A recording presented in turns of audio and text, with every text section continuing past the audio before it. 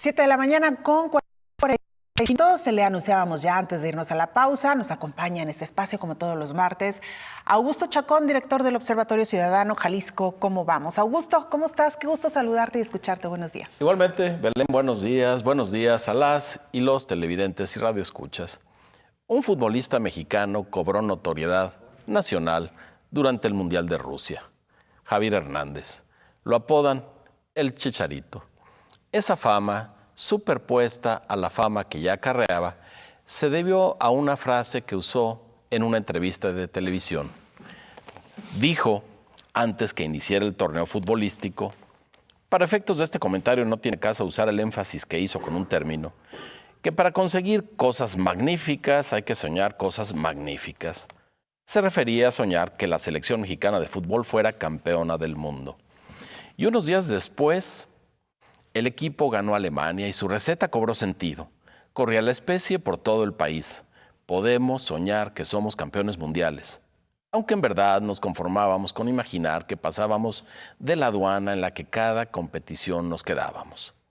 Al final, ya lo sabemos, de nada sirvió su fórmula. Más bien hubo que enmendar la página al Chicharito.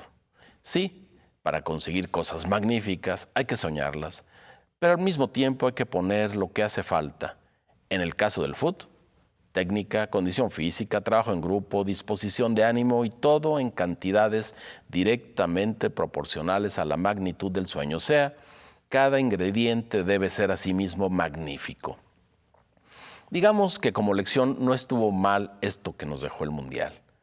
Y ahora que está por iniciar un régimen federal no solo nuevo, sino que uno que se intuye será diferente a los conocidos, quizá no esté mal que apuntemos a sueños magníficos, o para no incurrir en una exageración sobre lo que ya de por sí parece una exageración, dejémoslo en singular. Soñemos al menos una cosa magnífica, que podemos vivir en paz. Pero como aprendimos que no basta con la ensoñación, antes de darnos contra la pared de la realidad, tal vez sea útil hacer un recuento de lo requerido para materializar ese sueño. Soñarnos en paz es más provechoso que entregar la imaginación a la esperanza de ser campeones mundiales de fútbol.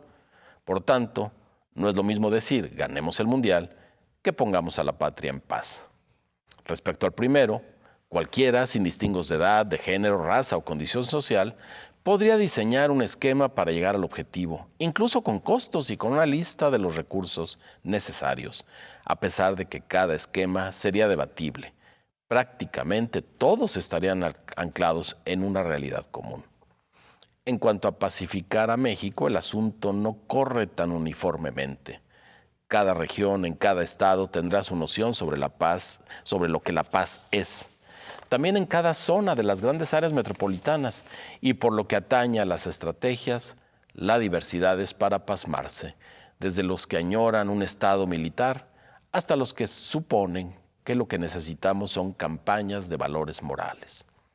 Por lo que si ahorita alguien famoso, equivalente en política al Chicharito, digamos solo como ejemplo, Andrés Manuel López Obrador nos dijera, soñemos algo magnífico, soñemos que vivimos en paz, y nos convence, y ahí vamos todos, felices, animados porque el sueño comenzará a concretarse en diciembre de este año, sin más ni más, podríamos atorarnos y frustrarnos en la fase 1.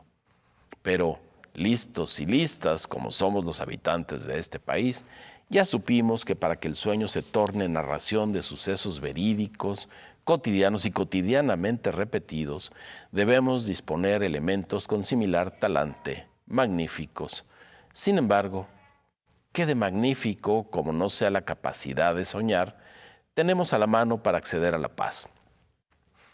Por lo pronto, un presidente electo que eso sueña, es el Chicharito de la paz. Y nos cuenta que su paz incluye el perdón que no olvida, una actitud nueva y reconsiderar el estatus legal de quienes por condiciones económicas y geográficas se han visto impelidos a ser parte de alguna actividad relacionada con el crimen organizado. Además, una de sus cercanas habla de legalizar alguna droga, él mismo ofrenda a favorecer la equidad económica y anuncia que habrá justicia, un plan pacificador hecho de pura escucha y una Secretaría de Seguridad Pública y un fiscal general probo nomás porque es de sus confianzas. Está tan convencido de su sueño y de lo que se requiere para objetivarlo que no delegará la restitución de la tranquilidad a ningún funcionario. Él en persona, todos los días, tendrá una reunión con los responsables, los de su gabinete, a las 6 de la mañana, y cada gobernador tendrá similar hábito con su equipo y con quienes en los estados tengan mandato constitucional para atender la seguridad pública. Eso que pondrá el presidente para que el sueño de la paz lo soñemos todos, ¿es magnífico? ¿Alcanzará? No responderé. Lo ideal es que cada cual evalúe lo ofrecido y considere si abona a su soñar la paz. Pero de este lado, entonces, ¿qué consideramos que las autoridades de los 3 órdenes de gobierno deben añadir de magnífico a nuestra paz, que es la que cuenta? Y me aproximo a alguna. La paz de salir a la calle sin miedo, de subirnos al camión seguros. La paz que da saber que sería rarísimo que nos robaran el coche o partes de él, o la casa o la cartera o el celular o la bicicleta. La paz mental que nos proveería estar ciertos de que la desaparición de personas, el asesinato doloso por racimos, el hurto de combustibles y de carga, la trata de personas, el narcomenudeo, el secuestro y la extorsión son meros argumentos para el cine de suspenso. La paz que da la confianza en que podemos hacer uso de la libertad, de nuestros derechos, sin ser violentados, por delincuentes o por el mismo Estado. Lo anterior es apenas una aproximación para preguntar, en tratándose de la paz en México, en Jalisco, en Guadalajara, ¿soñaríamos lo mismo? Creo que no. El presidente electo fue al primer foro Escucha para la Pacificación, el de Ciudad Juárez, y se topó con que sus nociones no corresponden directamente con el sueño de muchos, de muchas allá, que consiste en salir de la pesadilla, la de tener hijos, hijas, hermanos, hermanas, nietos desaparecidos.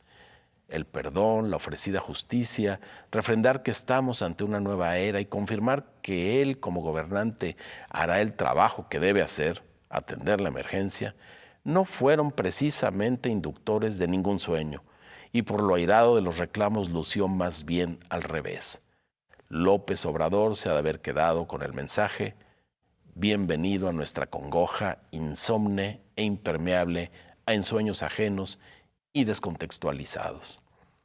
Pero para no quedarnos en la desesperanza a la que lleva la zozobra en la que están millones de víctimas de todo tipo de delitos y otros tantos de sus allegados, más los que acarreamos los millones que nos sentimos inseguros, a lo mejor podríamos hacer una lista de lo que desde nuestra ladera podemos aportar para que no sea un despropósito soñar eso magnífico que es la paz.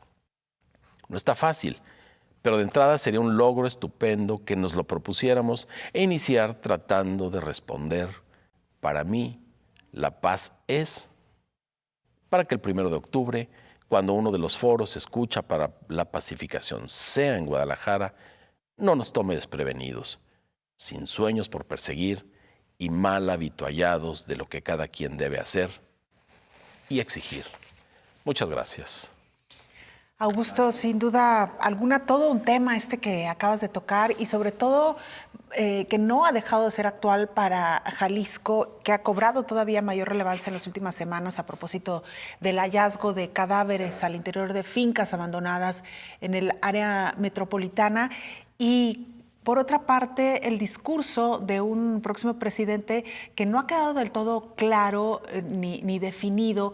¿Qué va a pasar con el combate a la delincuencia organizada? Se habla de una amnistía, pero tampoco ha quedado como muy claro exactamente en qué consistirá esta amnistía, quiénes sí, quiénes no, y de qué manera hacer frente a los cárteles de la droga. Apenas algunas pinceladas como esto de legalizar el consumo de marihuana en nuestro país, pero seguimos o sentimos o percibimos, Augusto, no sé cuál sea tu opinión, que no ha quedado de manera contundente establecido qué va a pasar con el combate al crimen organizado en México. Sí, me parece, ahí coincidimos completamente, incluso desde la campaña, con todo que sabemos, la seguridad es uno de los primeros temas acuciantes junto con la economía para los habitantes de este país, para las habitantes de este país.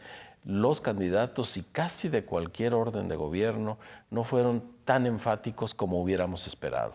Por supuesto, no es de esperar que nos dijeran las estrategias puntuales, pero al menos un tipo de compromiso mucho más explícito y contundente, el que no vimos durante la presentación de Andrés Manuel López Obrador en este primer foro al que él convocó en Ciudad Juárez.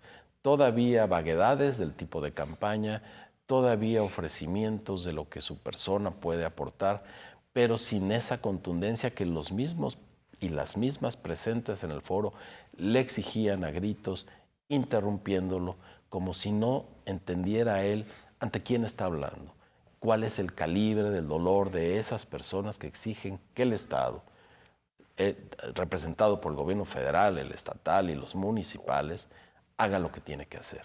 Él siguió de largo con un discurso sobre la justicia, sobre el perdón, sobre esta nueva actitud que hay que tener, pero no fue contundente, sino al final cuando anunció que habría justicia.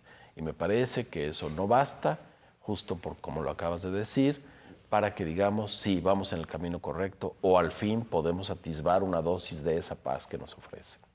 Claro, porque a final de cuentas, si bien es cierto, hay otros rubros que aquejan a nuestro país, como es el tema de la corrupción, en el cual me parece que Andrés Manuel López Obrador ha sido como mucho más claro, o el tema del transporte en nuestro país. Recién acaba de anunciar la construcción de otro tren en el sur de nuestro país. Me parece que el tema de la seguridad y el combate a la delincuencia, todavía hay muchos huecos, hay muchos claroscuros y diferencias en los discursos que los propios colaboradores han hecho en torno a lo que el propio Andrés Manuel López Obrador ha declarado, ¿no? Claro. En este foro, al cerrar, él fue contundente y dijo: en la frontera, a partir del 1 de enero, en una franja de 30 kilómetros de ancho, el IVA estará a la mitad, 8%, el impuesto sobre la renta será de 20% y el precio de las gasolinas, del gas, del diésel, de la electricidad tendrá el mismo valor que del otro lado de la frontera, es decir, en Estados Unidos. Consecuente con su señalamiento de que esto de la inseguridad tiene que ver con la inequidad económica. Sin embargo, es urgente la contención. Sí, hay que trabajar por la prevención, por supuesto la igualdad es un imperativo, pero ahorita, mientras los cadáveres se acumulan, mientras las cifras de desaparecidos crecen, la trata de personas, el robo de combustibles, etcétera, etcétera, etcétera, urge la contención y es donde necesitamos que se prenda una luz muy intensa. Augusto, como siempre, un gusto escucharte y dialogar contigo. Muy buena semana para ti. Nos vemos y nos escuchamos el próximo martes. Gracias, Belén. Buenos días a todas, buenos días a todos. Augusto Chacón, director del Observatorio Ciudadano Jalisco, ¿cómo vamos? Hacemos una pausa brevísima. Regresamos con la información nacional e internacional más importante de las últimas horas.